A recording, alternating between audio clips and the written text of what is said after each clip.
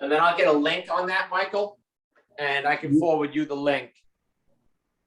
Perfect. And then you guys can keep it and do with it whatever what you like, you know? Yeah, that's perfect.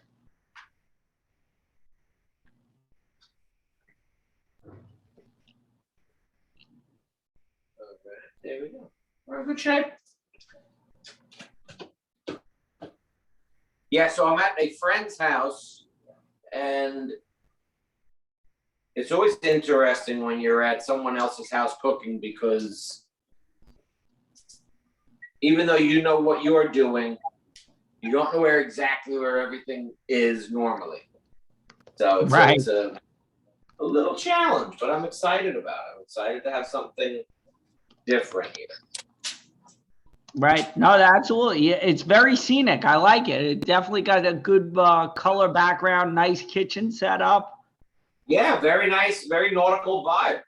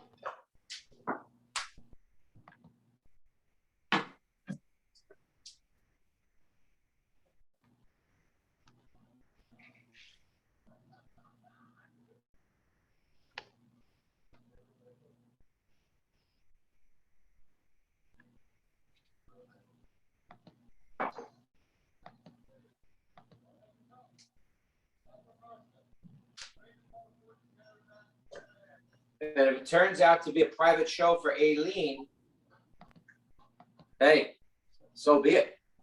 Right. The way hopefully, I don't know. It's really odd, the virtual programming at this point. Some nights you get 20 people, some nights you get 2. Yeah, no, I've had a lot of ups and downs, and that's why I have found that recording it and then being able to say to the library, "Here, it's yours. You can keep it." No, At that's least, great. you guys can throw it up on your website or your Facebook or whatever, and it's there in case hey, you missed it, but here it is. Yeah, no, that's perfect. Thank you.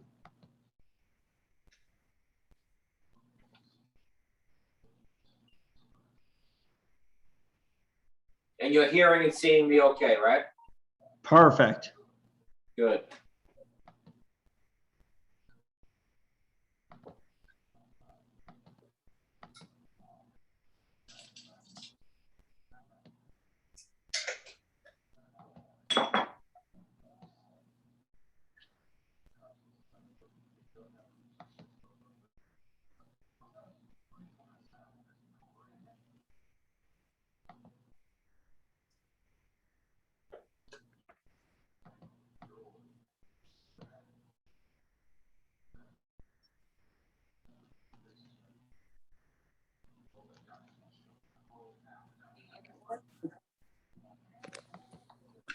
Welcome, Lynn. Hi, How are you? I'm good. How are you? Good. Thank you very much. Looking forward to tonight. Good. There's gonna be a big quiz at the end of this. Uh-oh, I better take notes. Yes. Are there copies of the recipes? They are in the chat, I believe. Michael, is it? I can't see the end of your last name, so I'm going to assume it's Ambrosino, Michael. Close, Ambrosio, but you can call me whatever you like. I usually get Ambrosio, but Ambrosio, Ambrosino, all good. Okay. Yes, I was able to just copy and paste both recipes into the chat. So if Great. you hit those links, you should be good to go. And Lynn, if you're really good at Zoom, there's a way to download that onto your device or whatever, so you can print it out later. And either way, if you want at the end a copy emailed to you, Yes, Michael said that you would can be ask great. him for an email, or you can email me as well. My email is craig@blockislandseafood.com, and I'll repeat that several times. Okay, Craig, thank you, Craig. Craig, I also put my email in the chat for anybody. If they want to email me, I will send copies via email of the recipes if needed as well. That's great. Thank you, buddy. You're welcome. Are you in Block Island right now? No, I'm actually in Hampton Bays right now. Oh, okay. Yeah, it's called Block Island Seafood Company. That's where I just go on vacation there every year for the past 26, 27 years. Wow. Nice. And when I started this business, that's kind of what we would do on vacation with my family. Just a bunch of people hanging out and cooking and talking about food and having dinner. So when I started doing cooking shows throughout Nassau and Suffolk County libraries and things like that, I needed a name. So I decided to call it Block Island Seafood Company. Oh, cool. Yeah, I love Block Island. I went to a B&B there one weekend with my husband, and we really enjoyed it. Yeah, it's a very special place. Mm-hmm. Yes, it is. I used to teach, I had a culinary school in Oyster Bay called What's Cooking. Oh, neat. And we used to teach, it's a culinary school for children and adults, but mostly for children. Great. That's really cool. I ran it for 12 years. That's neat. Yeah, I started in the I come from the restaurant world. Mm-hmm. And I worked for nearly 20 years out here in Southampton at a lobster place called Lobster Inn. And as that was coming to an end, I had started to do a little bit of catering from, you work at a place for that long, the customers get to know you. And, so some of the people would be like, hey, my kid's christening's coming up. Could you cater that? Or could you just go there and, come to the party and shuck clams? So then I started catering a little bit more and more. And just from being in the restaurants and working with a lot of seafood, I just was talking about it a lot. And then somebody said from Hampton Bays Library years ago, this was probably 12, 13 years ago, they said, could you come here and do a demo? And I'd never done one before. So I said, yeah, of course, I do that all the time. Sure. And it went well. I used to do the libraries too in Oyster Bay, Hempstead, for the kids cooking. Oh, great. Yeah. Once you do your first program, you get hooked. That's right. I always say, I did that first one and I said, yeah, I do it all the time. I'm over 500, probably around 600 demonstrations later. And, here we are. Thanks. So it's 6:34. Michael, I'm gonna make you the host. Perfect.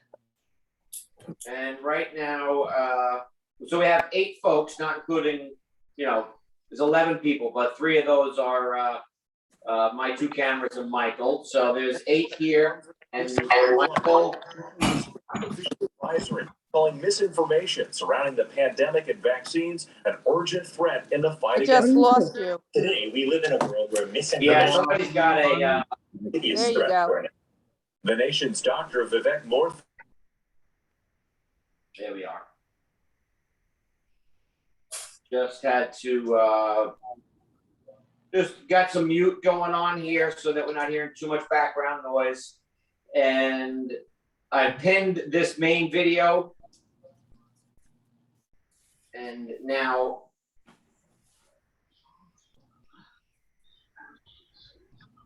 okay, Michael, you are the boss. You are the host. Perfect. You Okay, see, I so lowered that camera here. So we'll get started. all right, I just want to introduce Craig. We're lucky to have him from Block Island Seafood Company. The recipes are in the chat. There are links that you'll be able to hit now at the end, and then you'll be able to save them. If you are unable to, you can email me over at the library at mambrosio@oceansidelibrary.com, and I'll send you copies of the recipes. I think we're in for a truly unique treat this evening, so I'll turn it over to Craig. Thank you, Michael. Much appreciated. So as host, if it's not pinned already, I think I am pinned. So this will be sort of, as I say, our main view.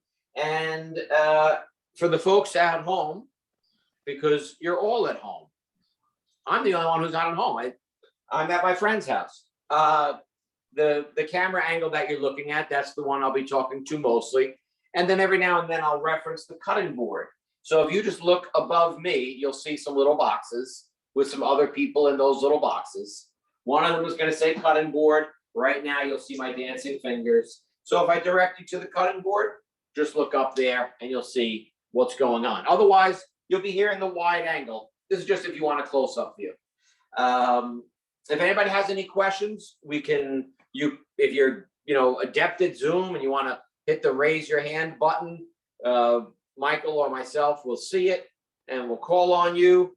You can put it in the chat, same thing. I'm also not opposed to being interrupted. If you want to just unmute yourself, interrupt me and say, hey, Craig, quick question, that's fine by me.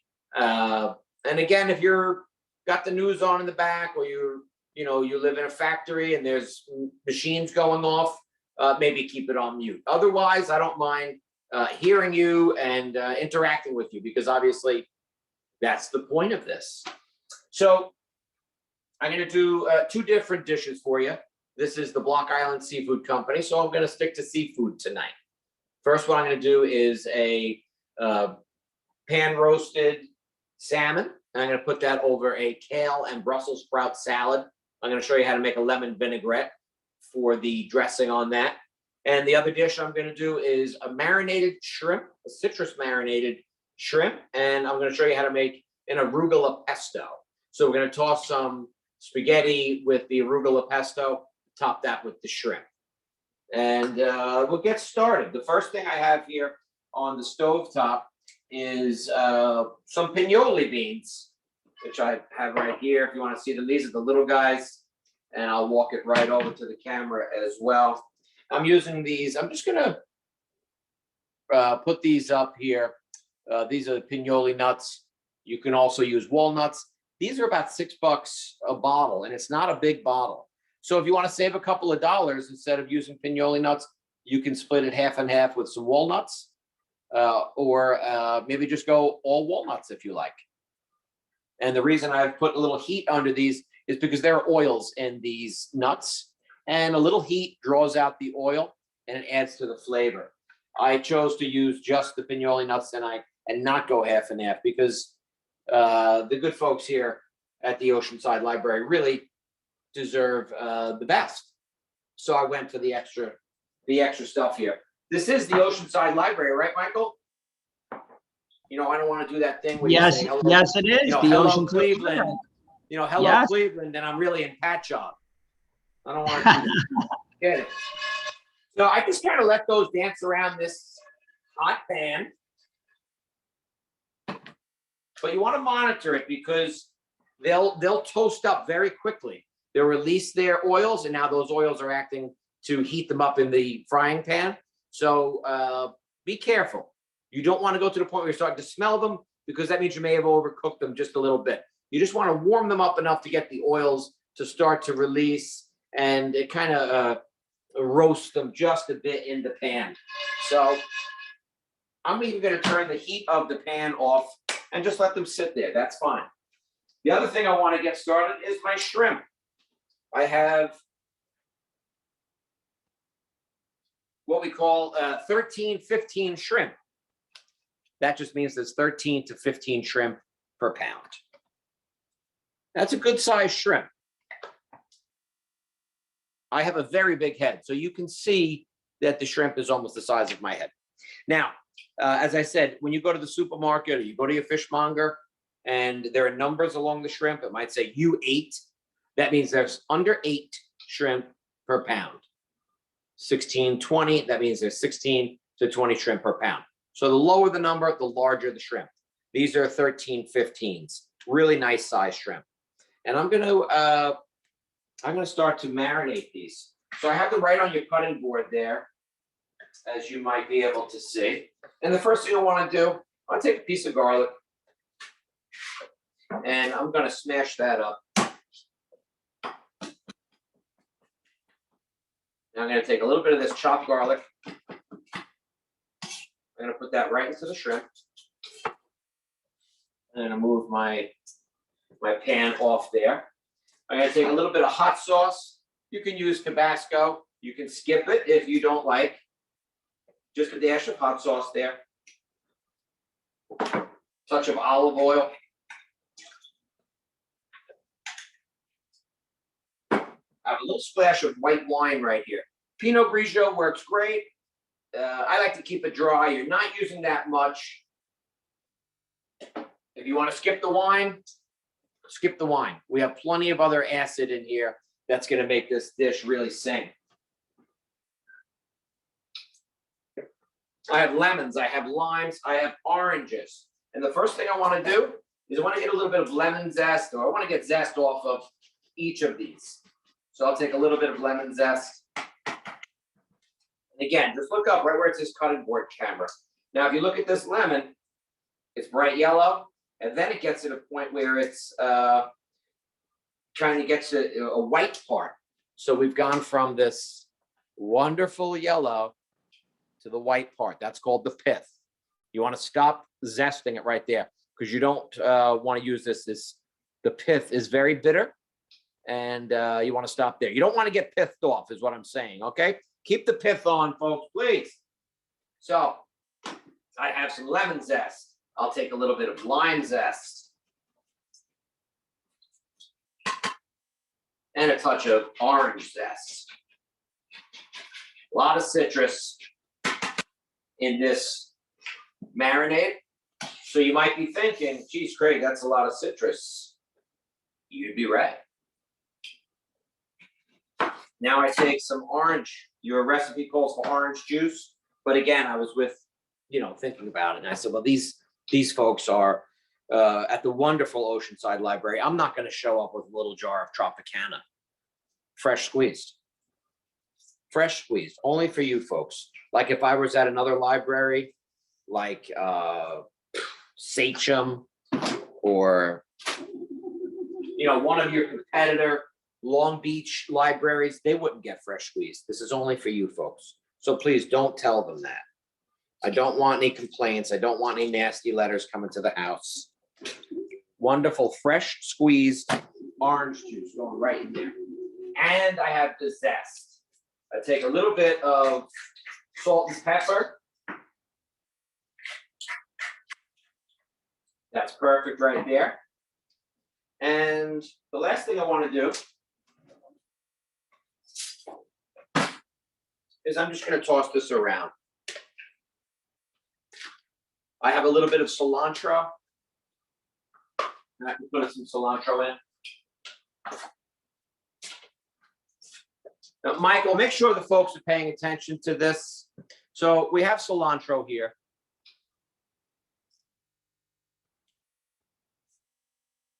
I have parsley here. You don't need a lot of cilantro. So if you're at the supermarket and you have your parsley like this, just take a little bit of cilantro like that and just wrap it into your parsley just like that. Act really cool at the checkout counter so they know that you're not stealing it. and mix it right into the parsley. The kids don't know the difference because you don't need all that cilantro. So that's a very simple technique on how to steal cilantro from the supermarket, okay? Michael, it's okay to teach the folks a little bit of larceny, I'm assuming? Not commenting. I did like the fresh orange. I liked the you went all out with the high end shrimp. I like it. Absolutely. Well, did I mention that I'm from Queens? No, not yet. Yeah, I'm born and raised in Queens. So, you know, that's how I know to navigate some of these things. That's all. It's just navigating. It's not really stealing cilantro. I'm just navigating. So I've got this great marinade working right now. And I'm going to just let the shrimp sit there. And they're going to do a wonderful job all on their own. All they have to do is sit there. Can you handle that shrimp? You just have to sit there. Just that's it. I set the shrimp off to the side. Again, if anybody has any questions, feel free to just raise your hand, chime in, jump in, whatever works for you. I got these pinoli nuts. I'm going to take those off the heat. And what I'm going to do now is get this saute pan here. I want to get it good and hot. And I'm going to explain why as we get further into our program.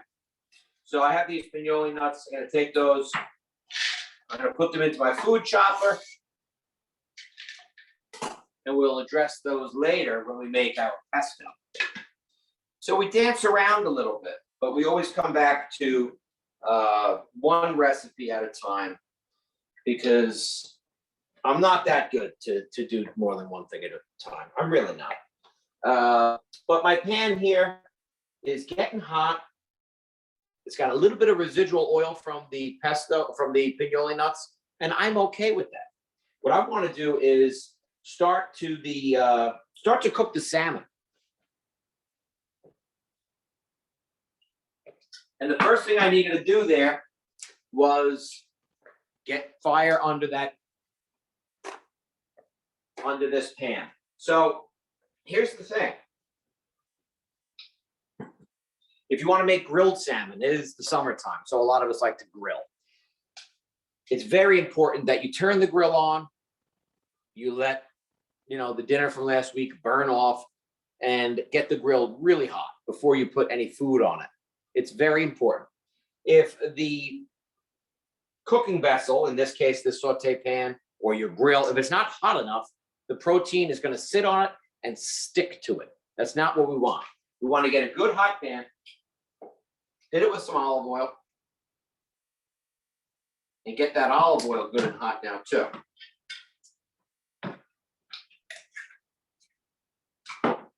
I have a piece of salmon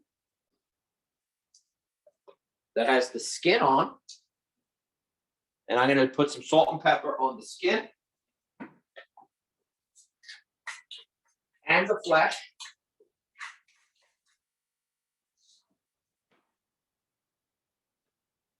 Pan's getting good and hot. Salt and pepper on the fish.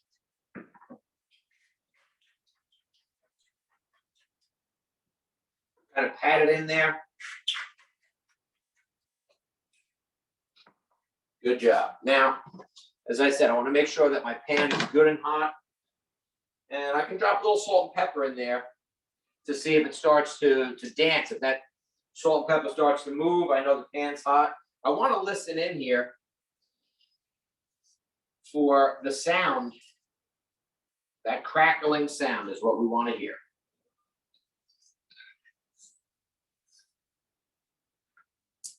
I hope you can hear that sound. So, as I said, if you go into the pan with a piece of salmon or a piece of steak, fish, chicken, whatever it might be, even a vegetable, if you want to saute something or you want to pan sear it, that pan has to be good and hot. You can feel free to throw a little piece of butter in here right now if you wanted to as well. As the olive oil heats up, it'll tend to smoke easier than corn oil or vegetable oil. So you can throw a little nub of butter in there to add some fat, and that'll reduce some of your smokiness.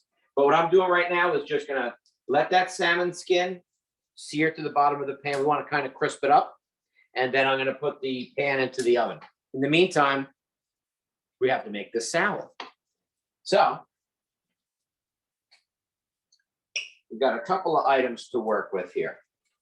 And here's where you'll want to take a look at your cutting board camera. And I have right in the middle here a couple of Brussels sprouts. And I'm just going to take the back off these Brussels sprouts. And then I split the sprout in half. And take off the root. And I cut the sprout in half. Anytime I'm cutting something that's round, I try to get to a flat surface. So this was round, cut off the bottom, now it's flat. Now I've got these two parts, and I put the flat side down as well. Now I start shaving. If you have a mandolin, and you'd like to do this with that, go for it. I find that the less tools that I use in the kitchen, the better. Because obviously, that's less I have to clean. Also, if you have a mandolin, I find that I always cut myself. I don't like that. I don't like cutting myself. So I got a good batch of Brussels sprouts here. I'll put that in. Then I got some kale. Now, kale's one of these superfoods, you know, really healthy. And to cook kale, which you can totally cook kale, it takes a while because you've got this rib that runs up the back of the kale, and it's pretty sturdy. So it takes a long time to cook. I like kale raw. That's the way I like it. So I'm going to take, 2 stalks of kale, and I'll show you how I cut that. Now, it's become a very popular food item right now, particularly for folks who like to put it into shakes and things like that, blend it up. Not too long ago, most kale in the U.S. was sold to supermarkets and I think Pizza Hut chains because it was just used for the most part as a garnish. When you go to the deli and you had all the items separated in your deli counter, it was separated by kale. It was so cheap. The price has come up a little bit, so just FYI. Now I'm hearing my salmon working very nicely. And I think what I'm going to do now is I'm going to turn that salmon over. Working at my friend's house, I don't have all of my tools. But one of the important things when you're flipping something is to flip it away from you. Make sure that you're getting flesh on pan, get a little oil in there. And I'll give this another minute or two to crisp up that side, and then I'll just let it finish in the oven. So I have my kale. As I said, we have this rib part here, and I just run my knife right along that fibrous rib part. Totally edible, just takes a little while longer to cook.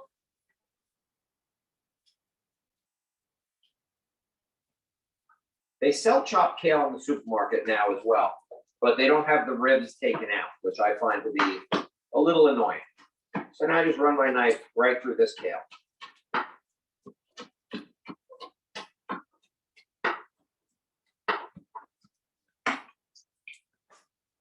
That bowl right here. Now, very important stuff here. Any questions? Michael, how are the folks doing? Are they okay? I just cycled through the cameras. It looks like you got everybody watching very intently.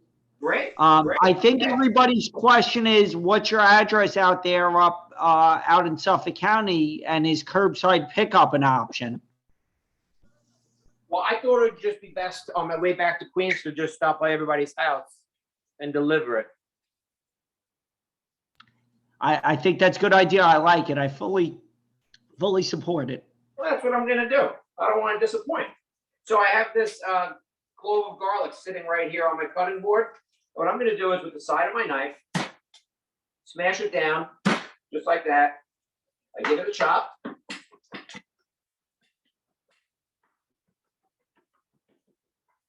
Now this is gonna be part of our salad dressing. But raw garlic like this, we don't want that. You know, it's not guacamole. So here's what you're gonna do.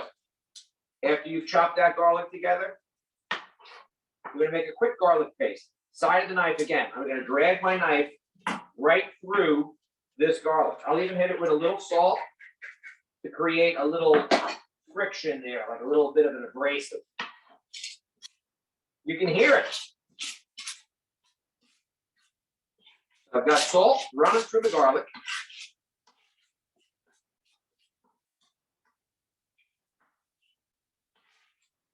And I've just made a beautiful little garlic paste here.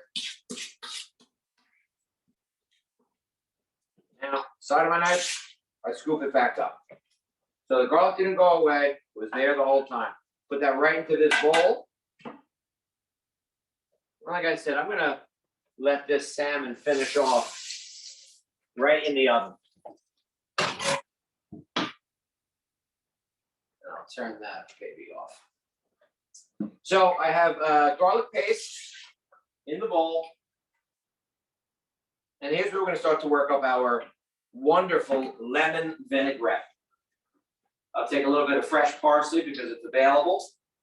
If you don't have fresh parsley, you're totally encouraged to use a little bit of dried. You know, use some dried herbs if you have. If you don't have fresh stuff, that's okay. I try to keep fresh stuff on hand. I bring this home to my wife. She thinks they're flowers. She doesn't know any better. I got her in the mail, my wife. She got here. She didn't look anything like she did on the package, but she's great. It's worked out. Again, I'll take my lemon, a little bit of lemon zest.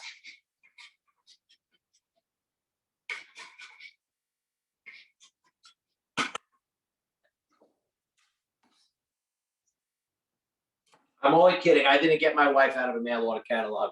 I met my wife online over at the Key Food. It was meant to be. Stop it. So my lemon is nice and broken up here, and I'll break that up. A little bit of Dijon mustard right there. This works to emulsify the dressing. And when I say it works to emulsify the dressing, I mean that this is going to give the dressing a thickness and a creamy look as well. We've got salt in there from when I made the garlic paste. And you can buy garlic paste in a tube in the supermarket, but please don't. I just showed you how to make it. That stuff in the jar, that diced up garlic in the jar that sits in oil or water, don't use that either. That stuff is no good. It's toxic. Now I'm going to take a little bit of lemon juice.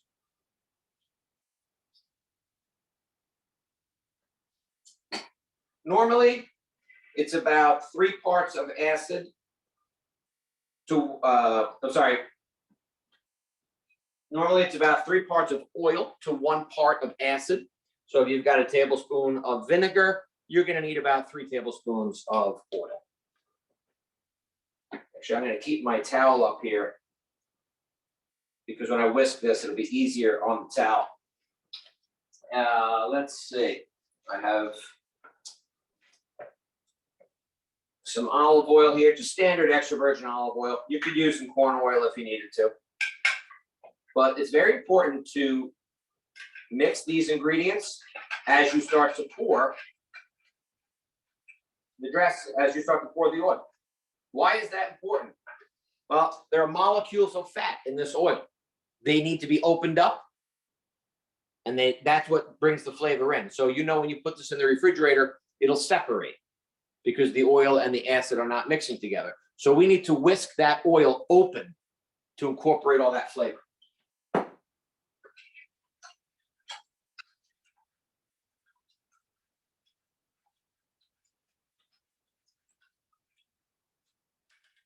last but not least, take a little. Woo! It's a little too lemony, so I just need a little more oil. And you'll figure it out at home. Not all oils are the same. So some might require a little more oil or a little bit less. Also, folks, if you're going to do a demonstration like this at home on your own and you're whisking in front of a camera and you're getting a lot of belly shake, just hold tight and just use your arm, okay? Try not to use your stomach when you're whisking. Hit that just like that. The salmon's almost done. I got a pot of boiling water up here. That's going to be used in a moment for the pesto pasta recipe. Now, I have over here my greens. I got some almonds right here. So you can feel free to break those almonds up. Bottom of the pan, like that.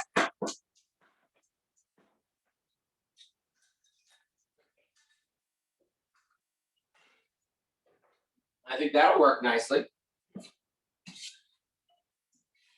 And you can toast these almonds up as well if you wanted. Put those right in there.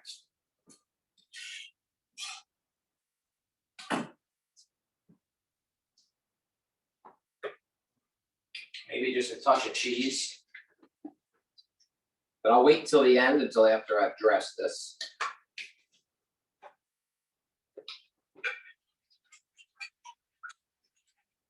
I'm gonna take a little bit of this dressing. And here's the thing with this dressing. A little goes a long way. So don't just dump all the dressing in because you made dressing. A little at a time. And if you need to add more, you can add more. It's always obviously easier to add dressing than it is to take it out. So I have my salad here, and I just give it a nice toss.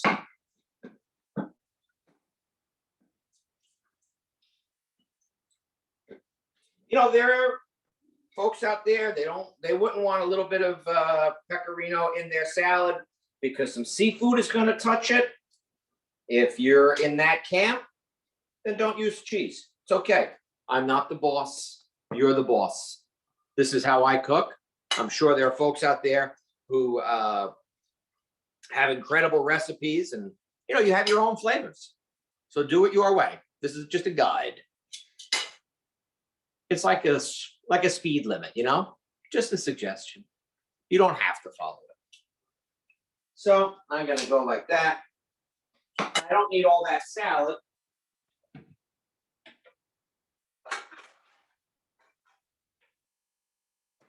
I'll just plate up a little bit of salad. Just like that. And I know I have my salmon in here.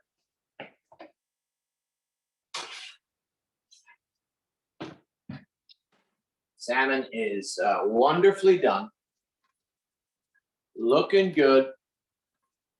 Nice and crispy skin. I like to eat my salmon sort of medium rare towards medium, somewhere in there. I don't like it too underdone, but I don't like it too well done either.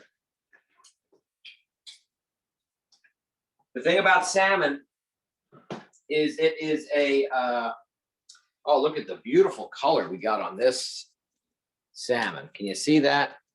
Wonderful color. I'll put that right over here too. Folks can see that. And I'm just going to kind of rest it right off, not totally sitting on it, just kind of resting. And letting it rest like that.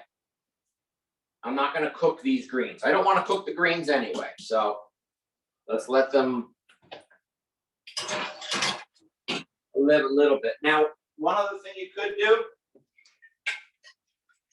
you don't have to, you could take just a touch of that vinaigrette and let it slide right down. I see it in the camera, it's sliding right down. Beautiful. So this is our pan roasted, finished in the oven, lemon salmon over kale and Brussels sprout salad with a lemon vinaigrette. I have in there some of the nuts. I skipped the cheese because, you know, the folks who are hosting me, she didn't want any cheese. No problem. There's a great lemon flavor to all this, and you can put lemon on the side. I don't think you would need it. The dressing, you know, put it on right before you serve. You don't want to put it on too long because it'll really wilt up the greens. We don't want to wilt the greens that much, okay? And your salmon, as I said, cook it to the temperature you like. With regards to the salmon, I was using tonight a farm-raised salmon. And you can use farm-raised, or you can use wild. It's up to you. So the big difference between wild and farm-raised, a couple of things. Price, same with the shrimp. The salmon, farm-raised is always going to be cheaper. The difference between flavor of a wild salmon versus a farm-raised salmon is the wild salmon is going to taste, and I put it in quotes, fishier, because it's a natural fish oil. And the longer you cook salmon, that oil, the more you cook it, the more potent taste it gets. So that's why I like mine kind of on that medium rare to medium. I don't like it. I don't like the fats to get cooked too much because I find it's really overpowering. So you see all these ads on TV for omega-3s and things like that. Salmon is loaded with omega-3s, and a wild salmon is going to have more omega-3s, natural. Therefore, it's going to have much more flavor. And the other thing is going to look a deeper red. Farm-raised salmon is going to have more of a pinkish look. The wild salmon is going to be a deeper red, another way. And then lastly, like I said, you go to the store, one is going to be, you know, $12.99 a pound. The other is going to be $22.50 a pound. That's going to be the wild. Okay. So we're doing terrific, folks. You're all doing great out there. I got this pot back here that's cranking away with hot water because I'm going to put some spaghetti in there. I'm going to do that right now. Your recipe calls for linguine. I happen to have some organic spaghetti, a whole wheat spaghetti sitting around, so I thought I'd use it. Same thing. Just use your noodle. Oh, that's a good one, Michael. Nice job. Use your noodle when you're cooking these noodles. And let's see. I got my water. It's at a nice rapid boil. I want to make sure I give it a little bit of extra salt. You always want to salt that water that your pasta is going to go in. The pasta is going to give off a starch to the water mixed with the saltiness of the water. The broth can be very handy, and we'll probably use some of that pasta water later. So for now, I'm just going to take about a handful of pasta here. This is about 1/3 of a pound. And I'm going to go right into this, right into the water there. Let that get going.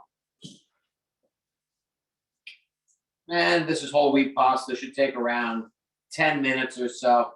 I find that whole wheat pasta just takes just a touch longer than the regular, you know, standard pasta that we're used to. Maybe I'll put a little extra in there.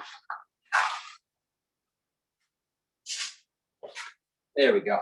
So, I'm gonna make for you now the citrus shrimp over arugula pesto pasta. You can serve this dish hot or cold. If you want to serve it cold, you'll still have to make it hot and then get it cold. Fair? Fair. You don't really want to reheat it. I find that reheating pesto doesn't always work out so well because there's a lot of oil to the pesto. And it kind of separates. It doesn't look that great. So if you're going to have this the next day, consider it a pasta salad. A pesto pasta salad. So that's that. Now, first thing I want to do is I want to make a little bit of pesto, right? How am I going to do that? Well, I toasted up these pignoli nuts earlier. You were all here. You saw it. And I start out, I'm going to just open this up a little bit. We have just a simple little chopper here. Hey, Anita. So I'm using a food chopper. You can use a blender, but I find that the food chopper works better because it's a little more surface area. You know, the blender, as it funnels down, it's hard to get everything chopping. You wind up adding a little bit too much olive oil at times. So I tend to use a food chopper. And I'm sure a lot of you have maybe planted a garden this summer with basil, but you're sick of basil, or you just want to do a different type of pesto. So we're going to use arugula. If you want to use pesto, that works perfectly. Of course, that's the most traditional pesto, the one that we're always, most used to. So I have got some of these pignoli nuts in here, toasted. I have a large clove of garlic, pretty large. You see that? I'm gonna drop that in here as well. And the first thing I do is give this a chop.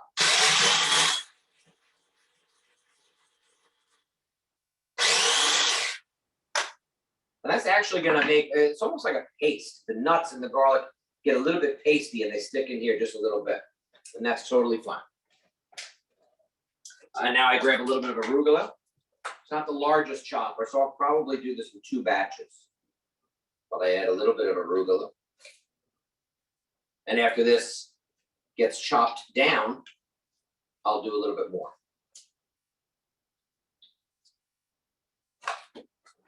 Arugula there. A little bit of pepper, salt and pepper. And the arugula itself has a bit of a peppery flavor to it. I need a little bit of cheese.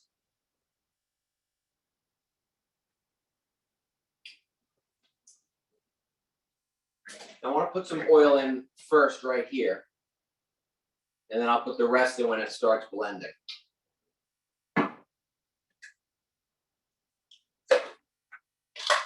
Turn that up.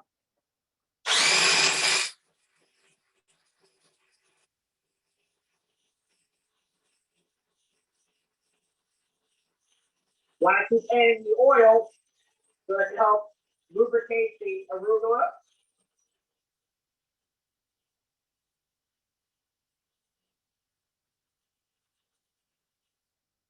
As far as consistency is concerned, we don't want it too thin. We're not making like a chimichurri, like a sauce. We want this to be able to coat this pasta. We don't want it too thick. We don't want it too thin. I'm going to add a little bit more arugula.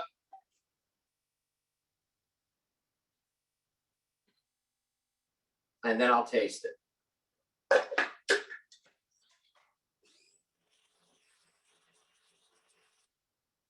The more arugula I add, the thicker it will get. Now, that's done. Let's take a little test here. Ooh, that's tasty. That's very tasty, Michael. Nice job. The pesto is done. You folks are really terrific here. Really proud of you. I think what I'm going to do is unplug this because we don't want to have any issues here. I'll unplug that. Put this right here for now. I'm going to clean up my board, my space just a little bit.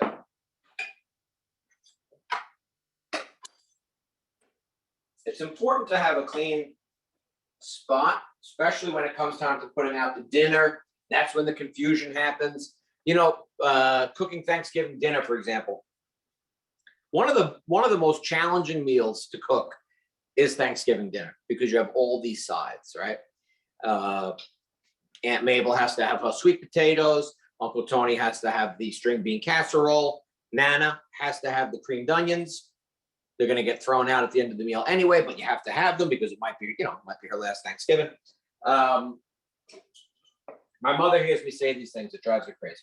So I always say it's one of the hardest meals to put out because there's so much going on. And if you can simplify things right before dinner goes out, that's your best bet. Even just as simple as cleaning off the board. Now, what I want to do here is take a sample on the pasta, see how far we are, see how close we are, I should say. It's probably still a little al dente because I could hear it crunch when it hit the bowl. Yeah. I think it's just going to need a little bit more, and that's okay because we have a little time. We'll get that right in there. There's something about whole wheat pasta. We try to eat whole wheat as opposed to white flour because the white flour has been processed. But when it comes to pasta, whole wheat pasta to me always has a real al dente bite to it. Even if you overcook it, I feel that it still remains a little bit of a bite to it. So I haven't been able to find a great substitute for white pasta. One of the best things I have found is called Banza. That's the brand, Banza. And it's made from garbanzo beans. And if you're looking to use a supplement instead of using regular pasta, because maybe you can't have the flour or something like that, Bonza, it's an orange box. And that has been the best sort of substitute for regular pasta that I have found from taste and from texture. Banza, love it. All right, so I got some hot stuff here. And I'm just going to move this over to finish cooking that pasta.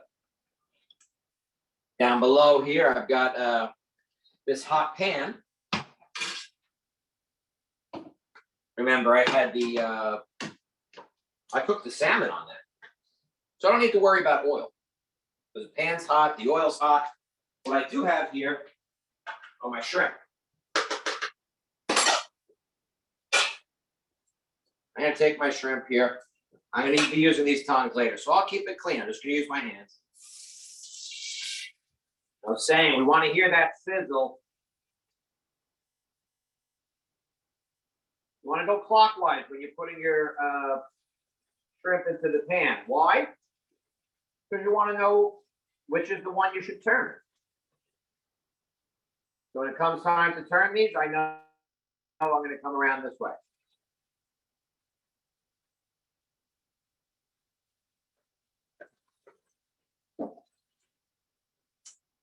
The shrimp are working. My pasta is really cranking away here.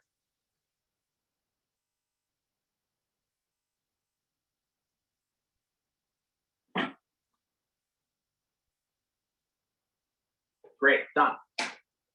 So a couple of things about the marinade for these shrimp and why it's important to know, when you're marinating foods.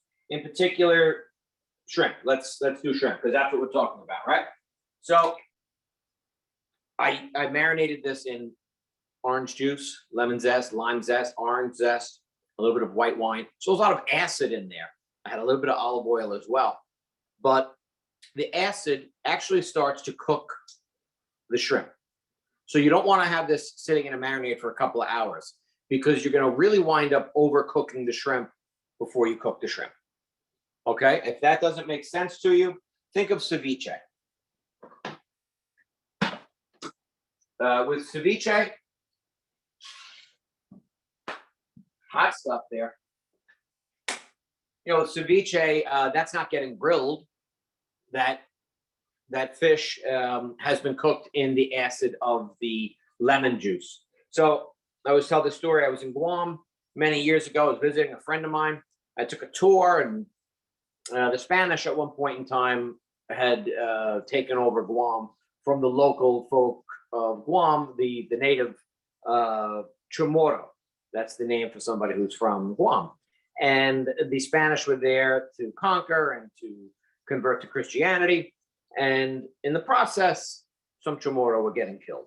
So the Chamorro who lived coastal, because it is an island, moved a little bit inland. And the Spanish found them very easily because they were following smoke coming out of people's chimneys when they were cooking dinner. And it dawned on the Chamorro that we can no longer cook with fire. So they started to cook their proteins with the acid from lemons and oranges and things like that. So it was kind of ceviche by necessity, I guess. But with regards to your shrimp, if you leave them in that marinade too long, when you go to get them, they'll actually have started turning white. And some of the pink color that you're used to seeing when a shrimp is finished will start to appear as well. And don't forget, when you marinate something, you're also tenderizing it.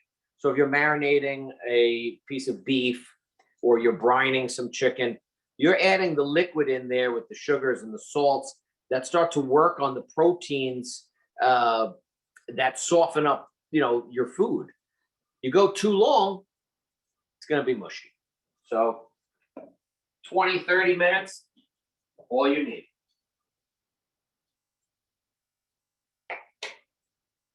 So the shrimp, as I said, I know which way I need to turn them because simply, like I said, I'm going to go about clockwise from midnight on. We'll let these shrimp finish off here. I got this pot here of hot pasta. And with the tongues, I'm going to take the pasta right out. But I'm not draining it. I know I'm not draining it. I'm aware of that. Come on, folks. I'm using that starchy liquid that I salted as well, remember?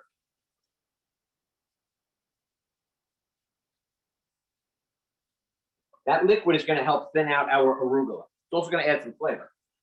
I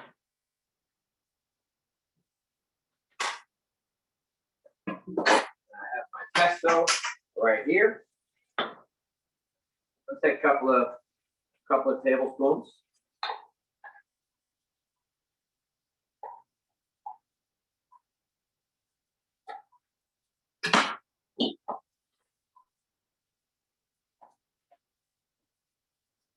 Now what we want to do is we got our arugula pesto sitting on top of the pasta. Just stir it up. Work that pesto right into the pasta. Just keep turning it around just like that. You get any on the sides, scoop it up, scrape it up. You're doing great. Shrimp are working beautifully. Sure they are.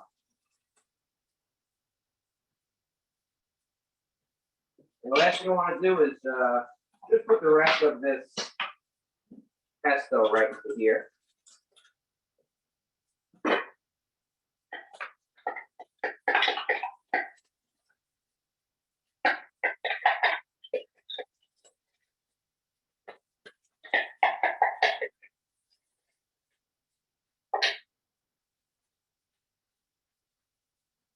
Wonderful. And as I say, tomorrow this would be a great salad.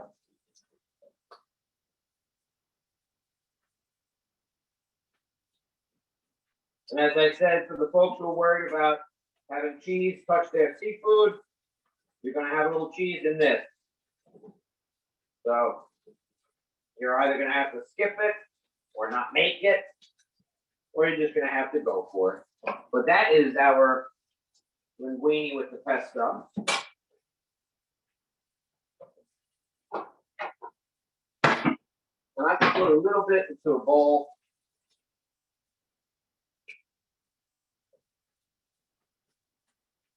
Take one of these big, beautiful shrimp. Oh, great color on that shrimp.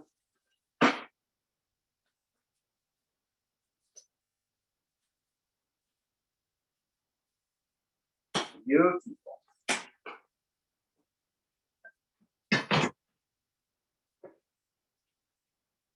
Here we go. We've got our shrimp.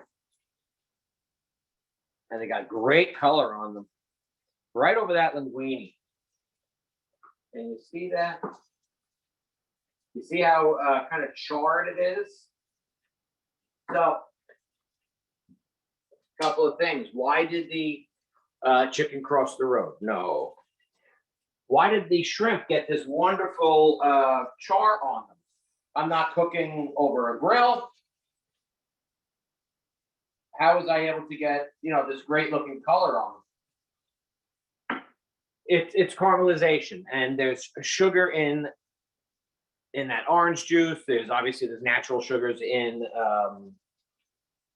in the proteins, and when the heat hits those sugars, it caramelizes. So we're melting down the sugar that we've extracted. In this case, it's quite a bit because it was sitting in orange juice, and when I put actual orange juice into the pan, so that's why we get that great color on it. Do you have some questions from anybody? Feel free to jump in and ask away.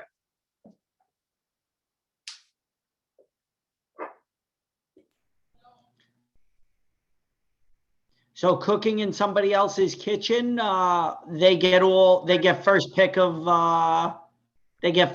today? They do, yes.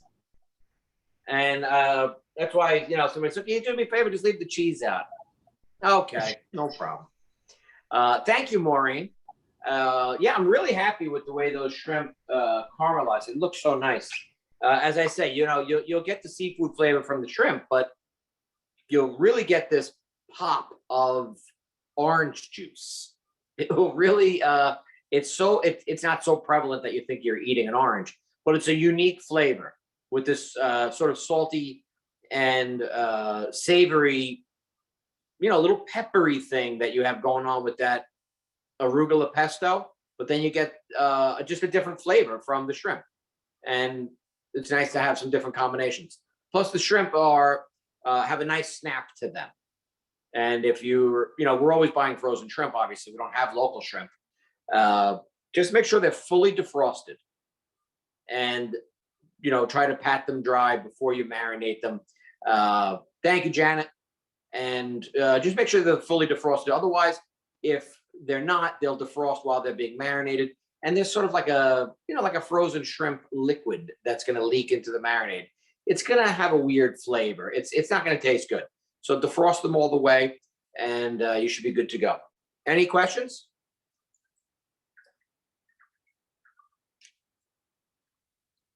Okay. If not, or if anybody was shy, that happens from time to time.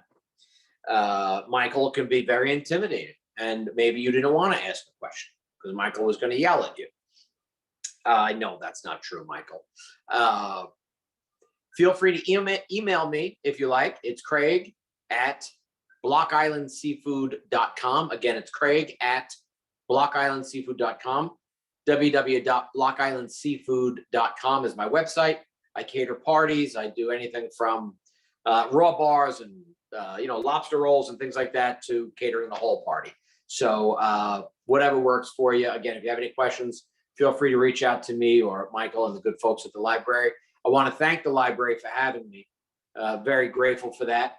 And God bless. Go in peace, everybody. And we want to thank Craig with the Block Island Seafood Company. This was a great program. Hopefully when we can do some cooking programs in-house, we can have you back, and then we can taste some of this stuff because it looks phenomenal. Yeah. That salmon with the kale salad, that looked phenomenal. Thank you. It's easily made too. You know how to make it now. Give it a shot. Absolutely. Absolutely. A great program, great storytelling, very, very entertaining. Thank you, Michael. Appreciate it. All the best, everybody. Thank you.